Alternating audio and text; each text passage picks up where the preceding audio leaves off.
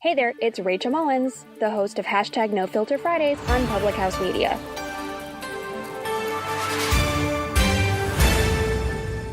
Hi, this is Emily. This is Lindsay. And this is Elizabeth, co-hosts of Beauties and Headcanons here on Public House Media. Thanks for listening to the following broadcast on Public House Media. Once you are done with this episode, we hope you'll come check out our show, Beauties and Headcanons, where we talk nerdy to you about fandoms, fan fiction, and all pop culture for nerds that you can think of. A new show comes out every Friday. Don't forget to subscribe on iTunes so you never miss an episode of Beauties and Headcanons. Thanks again for checking out the following broadcast on Public House Media. Today's verse of the day comes from Psalm 56, verse 3. When I am afraid, I put my trust in you.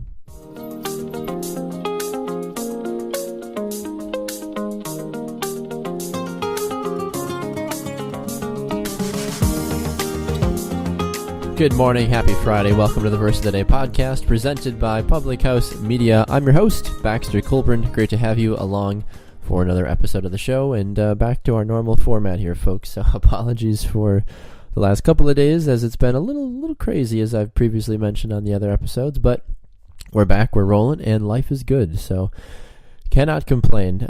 Quick reminder for you, of course, to give the show a subscribe if you listen on the daily basis, or you try to go back and binge listen. I know several people that do that. They're like, I can't catch the show when it comes out every single day, but I go back on my way to work or on my weekend drive or whatever, and I listen to several of your episodes at one time. So super grateful for that.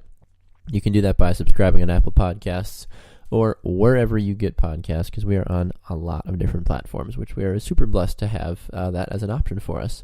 We're also on Facebook and Instagram as well, too, so feel free to check out the show there, interact with us, send us a verse of the day suggestion if you'd like to as well through those platforms or through our email, verseofthedaypod@gmail.com. Well, if you haven't guessed it, today's verse is all about trust. And I think when we put our trust in God, a lot of great things can happen. But when we are afraid especially, that's when we find ourselves getting pushed to the max. For me specifically, I put together a short little list of things that times when I was really afraid in my life or just uncertain, and I had to lay my trust in God, and I was able to get basically carried out of those situations. And without going into too much detail, basically, I'll run through this really fast because, this is a short podcast. This isn't Baxter's therapy hour where I just talk about all the times I was afraid and needed to trust. So I won't bore you with all of those crazy details. But first and foremost, though, when I was 13, I moved from Wisconsin to Florida. No, I was excited, but I was terrified all at the same time because I didn't know anybody. And I was really starting to come into my own when I was 13 years old here in Wisconsin, and you remember how you were at that age. I'm sure you were, starting to get ready for high school in the next year or two. You were finally really starting to form an identity and make friends, and then all of a sudden, your parents tell you, "Hey, we're moving to Florida. You don't know any single person there, and here we go." So that was a big thing for me that really kind of made me afraid, honestly. And then a couple years after that, I actually was homeschooled for most of my life. But then my sophomore year of high school, my dad got a job at a private Catholic high school down in Florida, and they said that administration students could go to school for free. That was one of the perks of the job. And my parents offered if I wanted to go do that, and I said, you know what, sure, let's do it. It might give me a good opportunity to go play college soccer or college football, and sure enough, it did. So that was terrifying, though, in all honesty, walking into school that first day. Once again, same excitement about moving to Florida, but also terrifying because this was an unknown area. Knew nobody. Knew that this was going to be something that I was going to really shape the course of my life in a good or bad way. And thankfully, it was more so on the good side, not the bad, even though there were hiccups and bumps along the way, to say the least. Same kind of issues happened as well, too, and I went to college for the first time as well, too. But really for me, though, too, was this last year and a half for me in my life, and I've talked about this briefly on the show before, but my wife had our son Beckham. It's coming up on 17 months now, actually, ago, so super exciting. Gosh, he's getting old fast. And he had several early complications with the pregnancy, just in terms of some of the internal things that were going on with him. He himself was fine, but there was small a small sac called a cystic hygroma that was on the back of his neck when he was in the womb growing.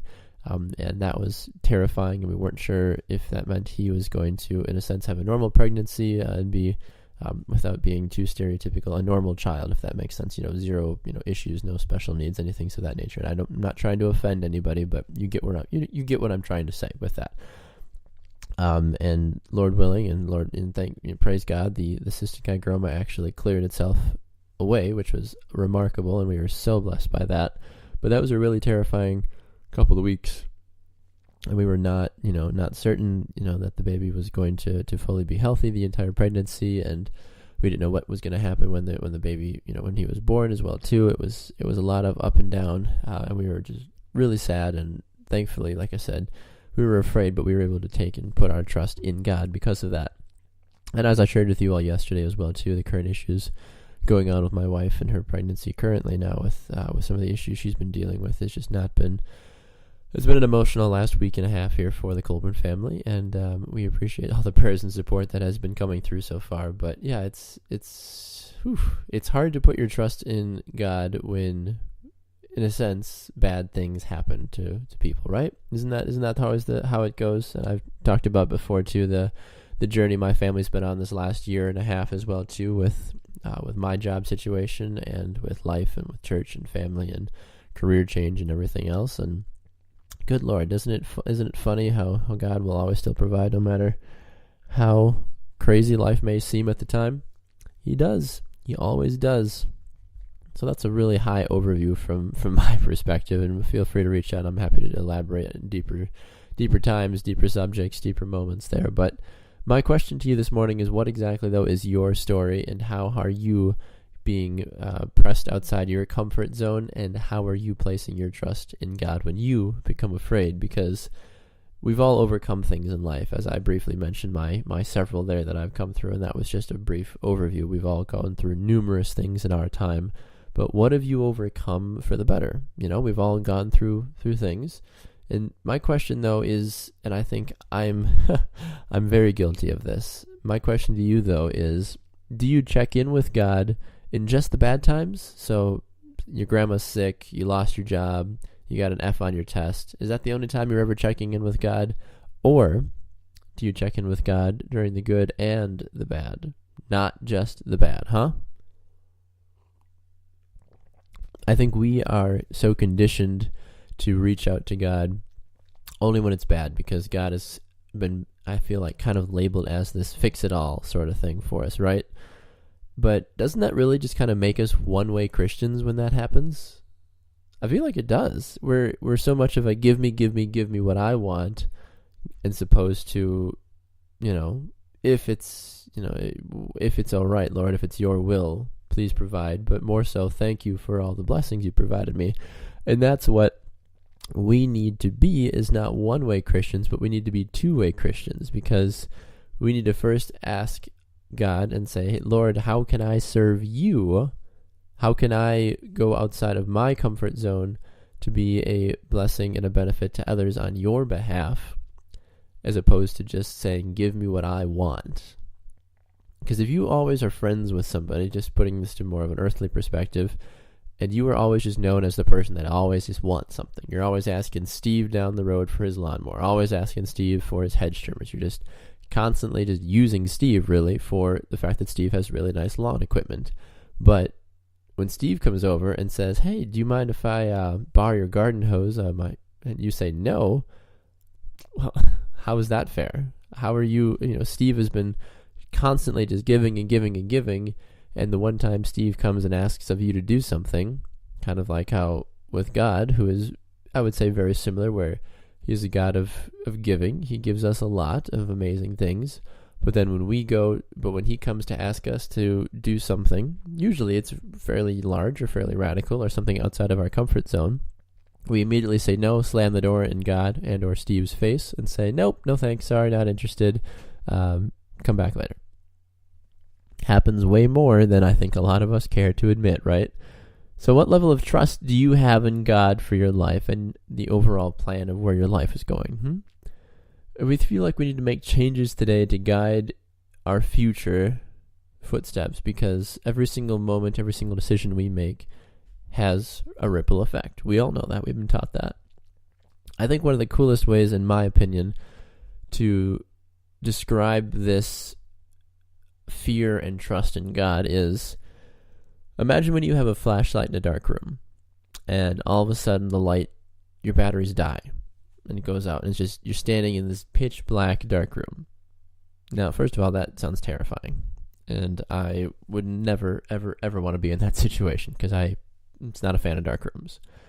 But even though that light is out, do you trust that God will help you get out of that room safely? I think this is how it's gone for us, because initially, in the beginning, we had that flashlight. Initially our lights, the entire room was illuminated, right? And then the fall and sin of Adam caused the lights to get shut off. And we wandered around in the darkness. And then Jesus came, and the light, we were handed a flashlight. And now all of a sudden we can see again, thanks to that bright light that's shining, guiding our path, guiding our direction. Is it still dark? Is it still scary on the other side of us? Yes, absolutely. But we have that very pointed light now that Jesus has provided us, that we are able to now go exactly where we need to go and see what we need to see. Trusting in God is never a bad thing. It will never, ever, ever be a bad thing for you and for your spiritual growth. So today, take time to evaluate what type of a believer, what type of a Christian, what type of a faith person, what type of a prayer you are. Are you a one-way Christian, or are you a two-way Christian? Are you asking God for everything you want, or are you taking time to listen as well to what He is asking for you and your life and the plans He has in place for you? You've been listening to the Verse of the Day podcast, hosted by Baxter Colburn on Public House Media. Don't forget to subscribe on iTunes so you never miss an episode of Verse of the Day. It comes out 7 days a week, 365 days a year. The podcast can be found by subscribing on Google Play Podcasts and wherever good podcasts are found. More information about Verse of the Day podcast can be found by going to thephmedia.com.